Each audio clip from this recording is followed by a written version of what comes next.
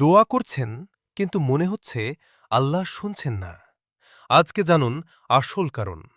মহান আল্লাহ বলেছেন, তোমরা আমাকে ডাকো, আমি তোমাদের ডাকে সাড়া দেব। তাহলে সমস্যা কোথায়? প্রথম কারণ, হারাম খাদ্য বা উপার্জন।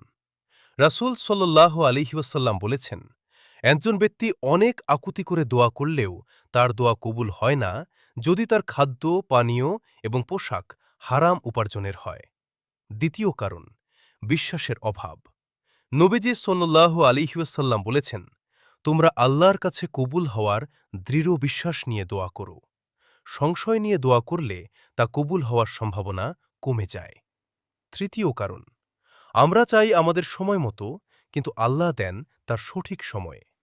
হয়তো আপনি যা চাচ্ছেন তা আপনার জন্য কল্যাণকর নয়, অথবা আল্লাহ আপনার জন্য পরকালে এর চেয়ে বড় কোনো প্রতিদান জমা রেখেছেন। তাই হতাশ হবেন না।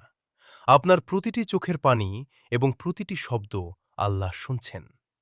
ভিডিওটি ভালো লাগলে কমেন্টে আলহামদুলিল্লাহ লিখুন এবং শেয়ার করে অন্যদের জানার সুযোগ করে দিন।